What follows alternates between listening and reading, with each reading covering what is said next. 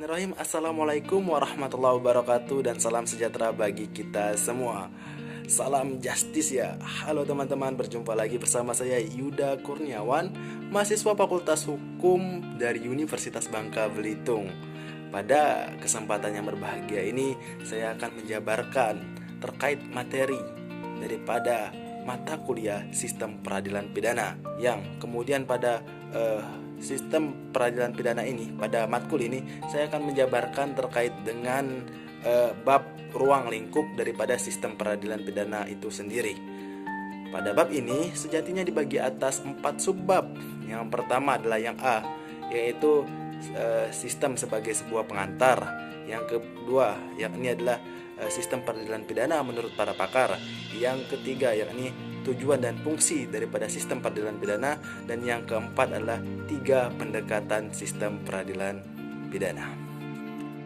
Kita bisa memahami bahwa makna dari sistem tersebut merupakan suatu kesatuan yang utuh, yang terdiri atas unsur-unsur, memiliki tujuan serta bersifat kompleks. Itu merupakan penjelasan daripada suatu sistem sebagai sebuah pengantar. Masuk kepada pembahasan subsistem yang kedua, yakni sistem peradilan pidana menurut para pakar. Dalam subbab kedua ini, sebelum masuk kepada pembahasan yang komprehensif, saya akan membawakan pendapat yang dipahami oleh dosen pengampu mata kuliah kami ini, yakni Pak Dr. Faisal, terkait dengan hal-hal penting yang harus kita pahami terkait dengan sistem peradilan pidana itu sendiri. Yang pertama yakni sistem peradilan pidana itu dilihat sebagai suatu proses yang berorientasi pada mekanisme atau tahapan administrasi peradilan pidana, baik itu tahapan pra-adjudikasi, tahapan adjudikasi maupun tahapan pasca adjudikasi. Kemudian yang kedua, sistem peradilan pidana dilihat sebagai suatu sistem yang berorientasi pada tujuan dan hasil peradilan pidana. Yang ketiga, sistem peradilan pidana dilihat secara komparatif dari beberapa model dan karakteristik sistem peradilan pidana.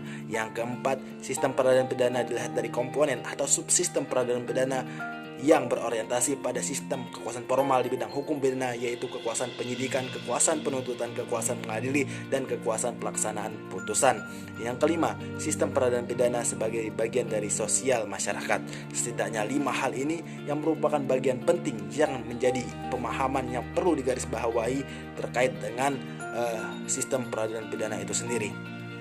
Baiklah, masuk kepada pembahasan yang pertama daripada subbab kedua ini yang akan kami jabarkan pada kesempatan ini, yakni sistem peradilan pidana sebagai suatu proses. Sistem peradilan pidana sebagai suatu proses, yakni menurut Luhut M.P. Pangaribuan adalah dilihat dari substansinya. Sistem peradilan pidana adalah hukum formal yang mengatur bagaimana agar penyelesaian kasus pidana tidak liar dan bertindak semaunya apabila ada dugaan tindak pidana.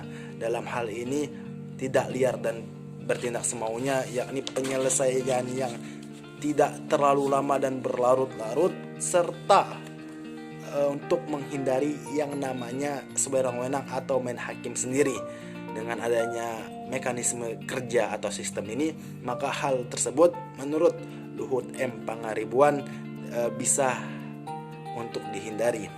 Kemudian setelah kita memahami sistem peradilan pidana sebagai suatu proses, saya akan menjelaskan terkait dengan pembahasan yang berikutnya, yakni sistem peradilan pidana sebagai suatu sistem. Sistem peradilan pidana sebagai suatu sistem itu bisa kita pahami terkait dengan karakteristik yang pertama.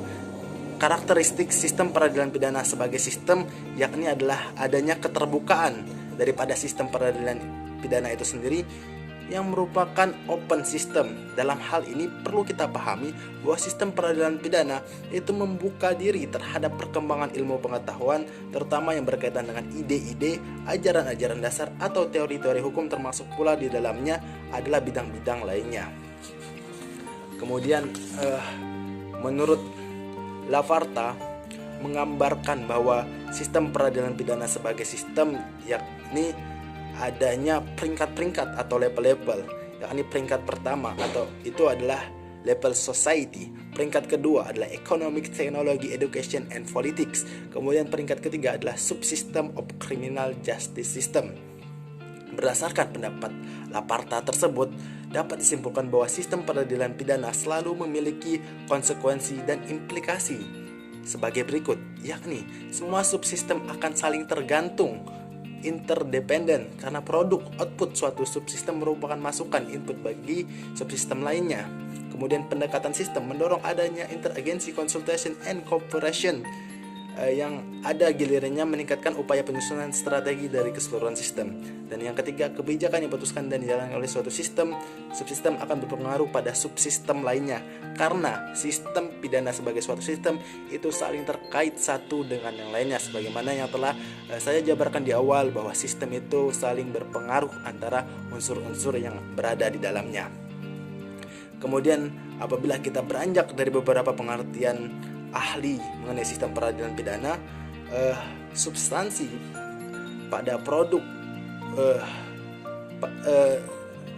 apabila kita beranjak pada pendapat-pendapat pakar di atas, maka sejatinya kita akan bisa melihat dengan terang dan jelas adanya substansi, adanya struktur, dan adanya culture atau budaya. Ketiga hal ini haruslah sama-sama menjadi suatu sistem yang saling berkaitan satu sama lain, yakni substansi merupakan hasil atau produk sistem. Kemudian struktur, yaitu lembaga-lembaga daripada sistem hukum itu sendiri yang terdiri atas kepolisian, jaksa, pengadilan, dan lembaga pemasyarakatan. Yang ketiga adalah culture. Culture adalah budaya daripada masyarakat sebagai penggerak dalam sistem tersebut. Kemudian sistem peradilan pidana sebagai suatu model. Dari beberapa pakar yang mengatakan pendapatnya, saya mengambil pendapat Michael King yang mengatakan bahwa setidaknya dia mengidentifikasi adanya 6 model sistem peradilan pidana, yakni due process model, crime control model, medical model, yakni diagnosis, predication, treatment, selection, kemudian bureaucratic model, status basic model, dan model power, yang dalam teori ini dikenal dengan teori model King, yang masing-masing dari tiap model ini bertitik tolak dan mempunyai tujuan-tujuan yang berbeda pula. Apabila menurut dari Muladi sendiri Prof. Muladi sendiri menawarkan konsep yang cocok untuk Indonesia, yakni konsep sistem peradilan pidana Indonesia model keseimbangan kepentingan, di mana pada model ini adalah model yang realistis dengan memperhatikan berbagai kepentingan yang harus dilindungi oleh hukum pidana, baik kepentingan negara, kepentingan umum, kepentingan individu, kepentingan pelaku tindak pidana, ataupun kepentingan dari korban kejahatan. Kemudian masuk ke pembahasan berikutnya adalah sistem peradilan pidana sebagai komponen subsistem. Sistem peradilan pidana sebagai komponen sistem ini sendiri, yakni dia membedah atau mengklasifikasikan daripada subsistem itu sendiri. Dalam hal ini dapat pula dikaji pada perspektif sistem peradilan pidana di Indonesia, dikenal dengan 5 institusi atau dikenal dengan istilah pancawangsa, yaitu terminologi dari lembaga kepolisian, kejaksaan, pengadilan, lembaga pemasyarakatan, dan advokat. Kemudian jika diterjemahkan bebas, menurut Black's Law Dictionary, sistem peradilan pidana adalah institusi kolektif di mana seorang pelaku tindak pidana melalui suatu proses sampai tuntutan ditetapkan atau penjatuhan hukuman telah diputuskan. Sistem ini memiliki 3 komponen: penegak hukum, proses persidangan, dan lembaga pemasyarakatan. Itu adalah sistem peradilan pidana sebagai subsistem. Dan yang terakhir adalah sistem peradilan pidana sebagai sistem sosial masyarakat. Hal ini menjelaskan terkait dengan aspek-aspek sosiologi yang mempengaruhi daripada sistem peradilan pidana itu sendiri,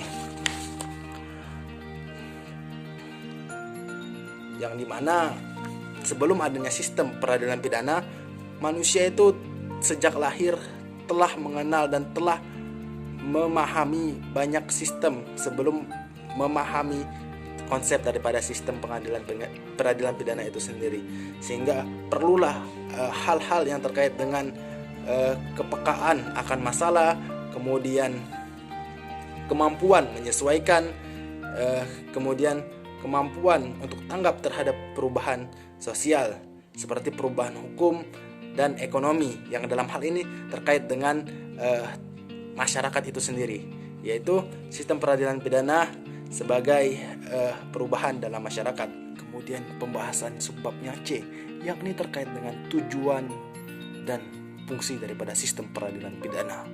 Tujuannya yakni secara sederhana adalah untuk menghindari adanya kesewenang-wenangan, dengan tujuan besarnya adalah terciptanya kesejahteraan, terciptanya keadaan yang kondusif dan tentram, yang terhindar dari berbagai macam-macam perilaku yang korup pada kehidupan bermasyarakat, berbangsa, dan bernegara. Dan yang terakhir adalah terkait dengan 3 pendekatan yang bisa kita lihat atau kita bisa pahami dalam memahami sistem peradilan pidana, yakni penjabaran menurut Prof. Romli Atmasa Smita, yaitu adanya pendekatan administratif, pendekatan normatif, dan pendekatan sosial. Sekiranya hal tersebutlah yang bisa saya paparkan.